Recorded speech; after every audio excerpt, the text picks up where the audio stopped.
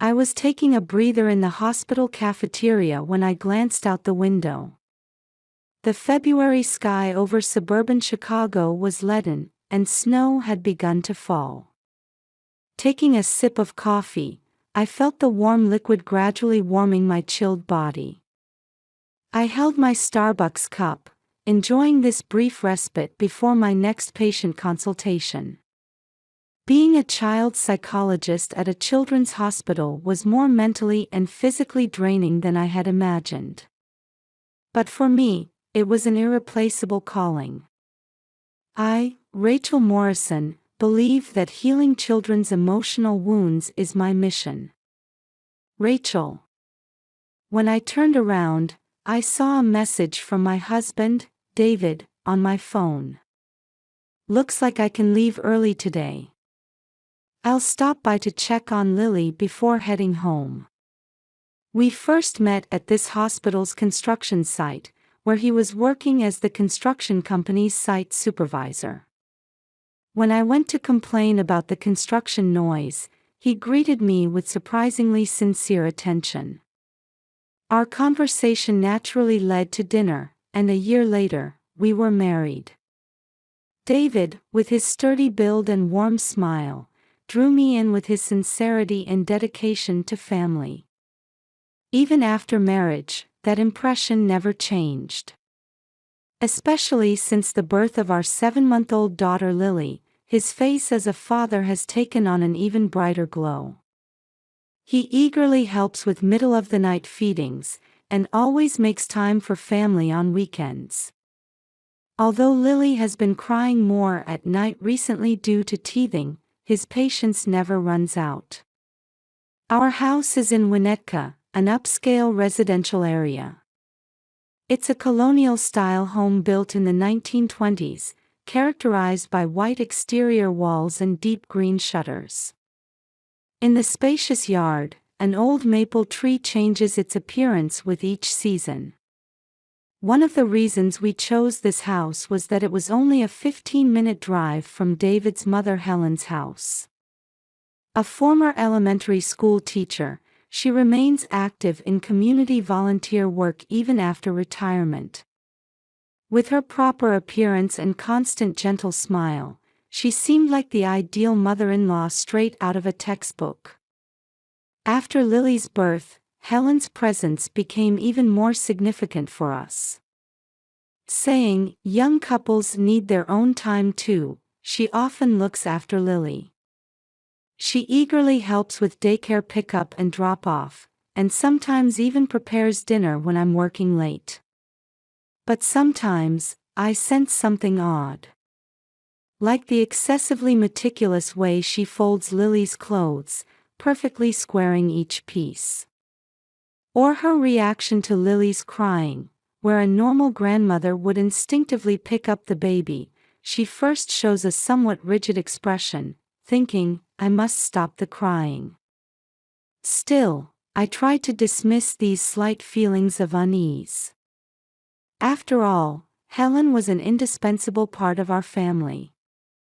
Today had been hectic from the morning. As usual, I woke Lily at 7 a.m. and gave her milk. While David hurriedly prepared breakfast bagels, I changed Lily. After dropping her at daycare, I drove to the hospital.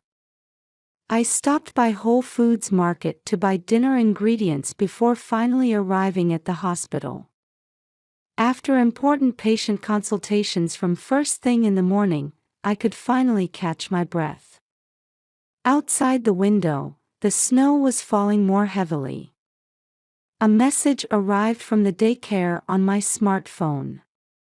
They would be closed tomorrow for staff training. I sighed at the sudden notice. I had an important patient consultation tomorrow. Usually, I could handle it with remote work, but this patient's case required face-to-face consultation. Just then, a message arrived from Helen. "Shall I look after Lily tomorrow?" "Leave it to me." Looking at the screen, I pondered for a moment. Helen was certainly reliable. But why was that small feeling of unease crossing my mind now? Outside, the snow was falling more heavily. In the end, I decided to accept Helen's offer. After checking the patient's situation in the morning meeting, I felt again that face-to-face consultation was essential. A 10-year-old girl with trauma from abuse. I couldn't let our trust relationship break now that she was finally beginning to open up. Especially recently, she had started talking little by little about her past. I couldn't interrupt that slight progress. "Thank you, Mother," I said over the phone, and Helen responded in a happy voice. "You're welcome. I'm looking forward to it too. Time with Lily is my greatest joy." Her voice had its usual warmth. Yet why did this vague anxiety remain in my chest? Late at night, I tried to talk to David about it, but couldn't put it into words. After all, I couldn't even explain to myself why I felt uneasy. The next morning, I headed to Helen's house with Lily. Chicago's sky was still gray, and snow from yesterday had accumulated on the ground. The SUV's tires slowly moved along the frozen road. While driving, I checked on Lily in the rearview mirror. My daughter's expression as she slept in her car seat was filled with the most peaceful contentment in the world. Helen's house was a single-family home notable for its well-maintained garden. Potted seasonal flowers were arranged neatly at the entrance. The spacing between each pot was as uniform as if measured with a ruler. The window curtains draped in perfectly even intervals.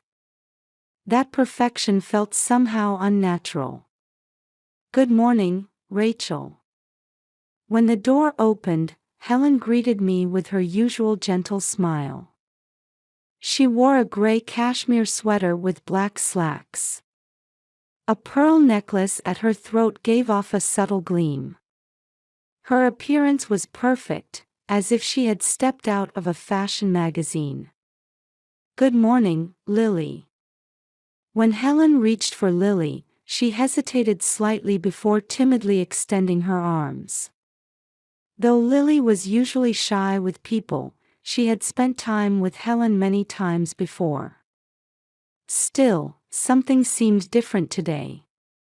Helen's eyes, usually bright when looking at her smiling granddaughter, seemed somehow vacant. "It's cold today, isn't it? Come on in."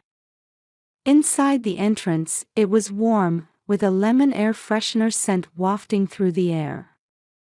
The scent was so strong it reminded me of hospital disinfectant. In the living room, toys were already arranged in perfect order. Helen proudly explained that they had all been disinfected. The toy arrangement was as perfect as a store window display. "Don't worry, Rachel. I'll take care of everything." As I set down my bags, I looked around the room. Everything everywhere was perfectly organized. Books on the shelves were arranged by height, cushions were placed at consistent angles, and not a speck of dust could be found on the floor. Even the family photos on the wall were hung at perfectly level angles, as if measured with a spirit level. Just then, I heard the washing machine sound from the basement. It was an irregular sound, different from the normal wash cycle. "Oh, I forgot about the laundry." Helen stood up. Her movement seemed somewhat hurried. The trembling in her hands didn't escape my notice. "Are you all right? Should I get it?" "No, don't worry about it. Don't you have to get to work?" There seemed to be a hint of panic in those words. She was right, though. Looking at the clock, my departure time was approaching.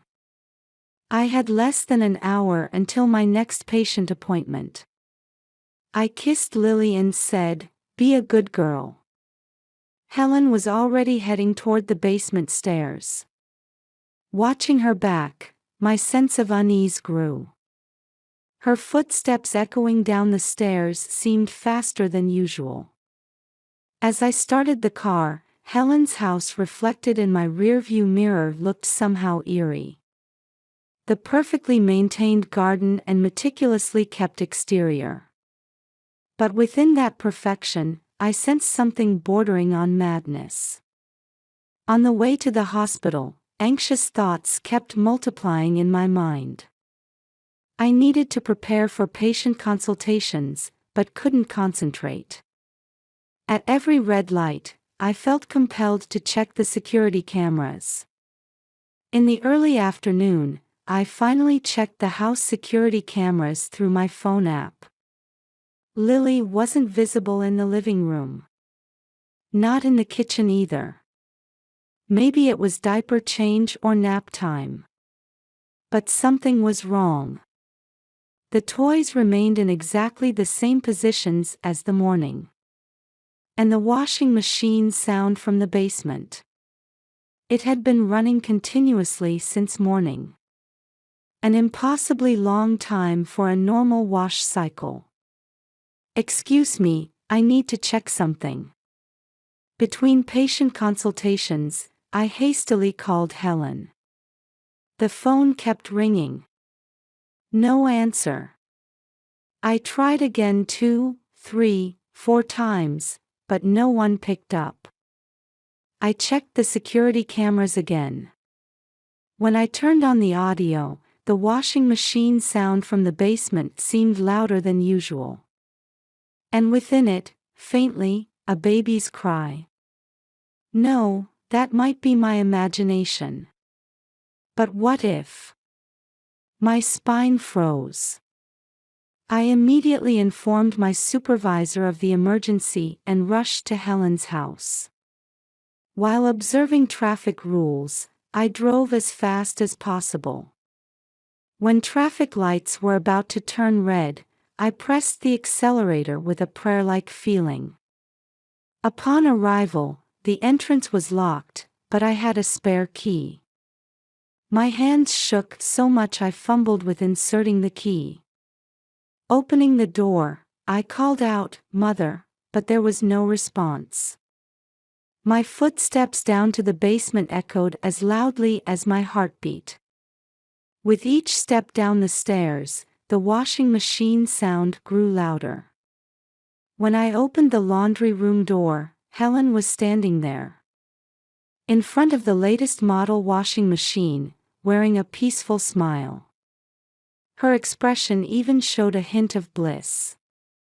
"See? It's quiet now, isn't it?" Those words made my whole body tremble. Fearfully approaching the washing machine, I opened the door. There. Lily was spinning in the drum. Her small body being tumbled around with the laundry. The sight seemed otherworldly. It took several seconds to comprehend the scene before me. Time seemed to stop.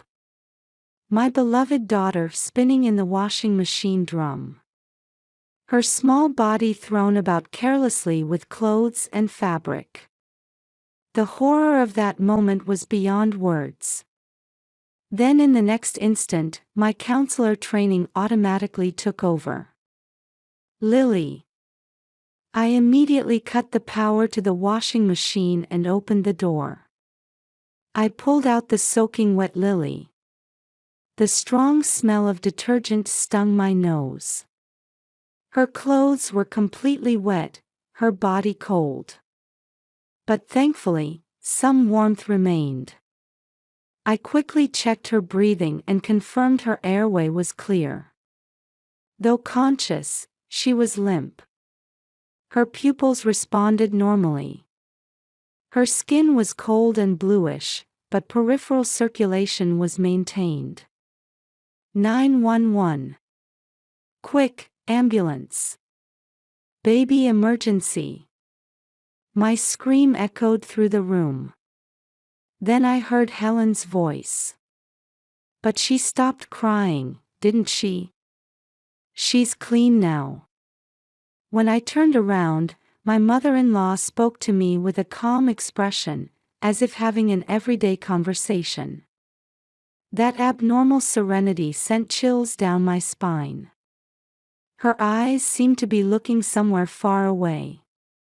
Babies are always crying. They're dirty. When you wash them, they become clean and quiet. My son was the same way. Those words nearly stopped my heart. As a medical professional, I immediately understood Helen's condition. Clear symptoms of mental illness. In a dissociative state with severely impaired reality testing. But now wasn't the time for that. Lily's life was in danger. The ambulance siren approached. While wrapping Lily in a blanket, I tried to prevent her body temperature from dropping further. The baby's skin was pale, her lips purplish. Her whole body was shaking. But faintly, I could hear her crying. That sound felt like the most beautiful music in the world. Mama's here. It's okay. You're safe now. I stroked Lily's cheek with trembling hands. My professional composure and maternal emotions violently conflicted. While checking her heartbeat, I prayed for my daughter's recovery. The few minutes until the paramedics arrived felt like an eternity. Chicago paramedics usually arrive within 5 minutes, but that time felt unbearably long. During that time, I kept rubbing Lily's body, desperately trying to maintain her body temperature. The paramedics arrived and quickly assessed the situation. As a healthcare worker, I explained the situation concisely. Submersion time, body temperature, consciousness state, medical history. While choosing my words carefully to provide accurate information, I kept holding Lily's hand. The feeling of her tiny fingers gripping back gave me a glimmer of hope. In the ambulance, I continued rubbing Lily's body. Can you hear Mama's voice? I'm right here, Lily. While the paramedics continued treatment, I kept praying for my daughter's recovery. The heart monitor's beeping merged with my own heartbeat. Then my cell phone rang. It was David. He must have received a call from the hospital. Rachel. What happened? Is Lily okay? His voice was clearly shaken, almost panicked. After I briefly explained the situation, he promised to meet us at the hospital. There was something heartbreaking in his voice. When the ambulance arrived at the hospital, the pediatric emergency team was already waiting. These were my colleagues. Though I usually handle emergencies calmly, this was different. Watching my own daughter receive emergency treatment was harder than I could have imagined.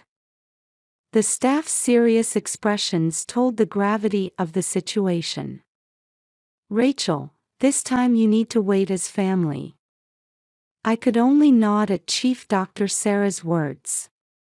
Usually we joke around as colleagues, but now she wore a completely professional expression. As the examination room door closed, I lost sight of Lily's small hand. That image squeezed my heart. In the waiting room, I first felt my whole body trembling. My medical professional rationality faded as maternal emotions flooded out. In this place where I had so often encouraged patients' families, I was now one of the trembling family members. And then I faced another reality. The police arrived and began taking statements. They said a formal investigation would be necessary due to the likely criminal nature of the incident. While trying to explain the situation calmly, my words kept breaking. That's when David rushed in. "Rachel. How's Lily?"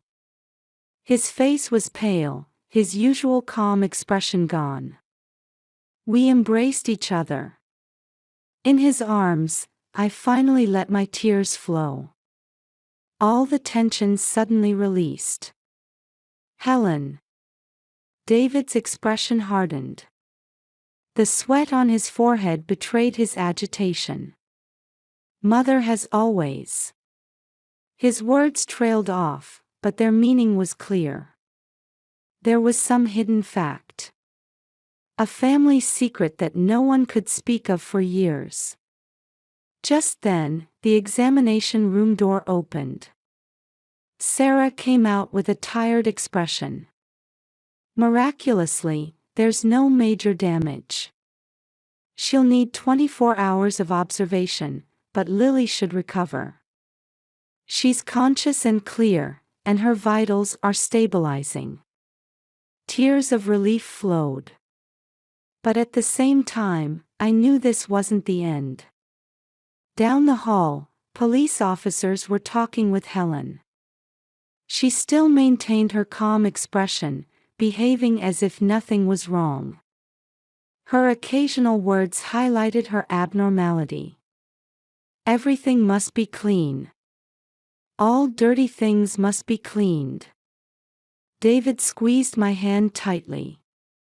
I could feel it trembling. "There's something I need to talk about. About Mother, and about my childhood." His voice carried the resolve to speak about something sealed away for years. There was an indescribable weight to it. After Lily fell asleep in the intensive care unit, David and I sat on a bench in the hospital hallway. As the clock hands pointed to midnight, under the cold fluorescent lights, he slowly began to reveal memories he had sealed away for years. His voice carried a weight I had never heard before. As a child, Mother demanded perfection. David's voice was hoarse. He clutched a paper hospital cup in his hands. The coffee had long since gone cold. The house always had to be perfectly organized. Clothes had to be folded in a specific way, books arranged by height, dishes stored in particular orientations. But that was just the surface. Mother had deeper compulsions. Washing hands multiple times a day, wiping doorknobs, cleaning floors. These rituals became more complex as the years went by. He sighed deeply and continued. The words came out as if he were unburdening himself of years of weight. "When I was 5, Mother put me in the washing machine. She said, 'You're dirty, you need to be cleaned.' It was after I came home from playing outside." Mother's eyes were different than usual. As if she couldn't see me. I caught my breath at those words. David's hands were trembling. I gripped them tightly. Dad came home early from work and noticed. He got me out right away.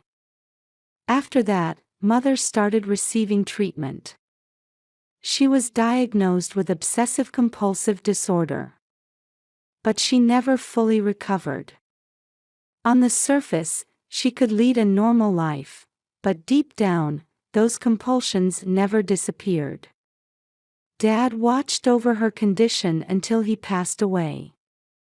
The next morning, Dr. Carol Watson, a psychiatrist at Northwestern Memorial Hospital, explained Helen's diagnosis in detail. In addition to severe obsessive-compulsive disorder, she showed marked impairment in reality testing. Symptoms that had been suppressed for years had likely resurfaced due to recent stress, particularly the responsibility of caring for her grandchild. Obsessive-compulsive disorder can be controlled with appropriate treatment. Many patients show improvement with a combination of cognitive behavioral therapy and medication.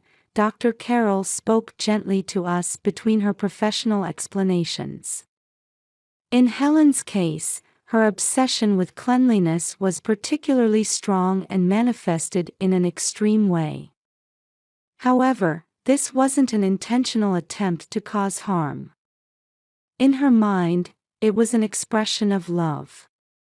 Tears welled up in David's eyes at those words. His shoulders trembled slightly. Mother truly loved Lily deeply. That's why she tried to make her perfect. But that form of love had become terribly distorted. I held my husband's hand tightly. I could feel his complex emotions toward his mother, anger and love, fear and sympathy, all intertwined. Lily's recovery progressed well. After 72 hours, she moved to a regular room and was smiling in our arms. That smile was like an angel's. The pediatrician told us there was fortunately no concern about lasting effects. Meanwhile, Helen was transferred to Maplewood Recovery Center, a specialized treatment facility in suburban Chicago. This incident had convinced her to finally accept serious treatment. She began 3 weekly therapy sessions and daily group sessions. Rachel, I'm sorry. I'm so very sorry. When we visited, Helen apologized through tears. In her white dress, she looked different from her previously perfect appearance. Her expression showed emotional fluctuations I had never seen before. I tried to make her clean, but that was wrong. My mind wasn't right. But I won't run away anymore. I want to face this properly. I took her hand. Both as a medical professional and as family, I was determined to be part of this recovery process. I could surely use my experience as a psychological counselor to help my family now. We'll get through this together. One step at a time, no rushing. Helen nodded quietly at those words. It was the first time I had seen such an honest expression from her. The treatment would be long-term. But we were prepared to support each other as a family. David also began receiving professional counseling to address the trauma he had carried for years. There were times when I resented Mother. Sometimes the anger and fear felt crushing. But now, what makes me sad is that none of us could really ask for help back then. Even Dad, in trying to protect Mother, couldn't consult with anyone. His words carried deep insight. 3 months later, we were living a new normal. Lily was growing healthily, showing the same smiles as before. She was fully energetic at daycare too. Helen was walking the path to recovery while receiving regular treatment. She said she was sharing experiences with others facing similar challenges in the facility's group sessions and learning new coping methods. While her compulsive behaviors might never completely disappear, she was learning ways to control them, one step at a time. David and I often took Lily to nearby Willow Park on weekends. We were exploring new ways of being a family while applying what we had learned in therapy. Sometimes we would chat with neighbors, gradually deepening our connections with the community. We don't have to seek perfection anymore, David murmured one evening. Sitting on a park bench, watching Lily play on the equipment, we spend peaceful moments together. Sometimes things are messy, sometimes disorganized. But now we understand that's the natural way of things. Perfect families don't exist. But if we have the desire to understand and support each other, we can overcome any difficulty. That's what we learn through this experience. Lily runs toward us with arms wide open. In the evening light, her figure was hope itself. Our new story begins here.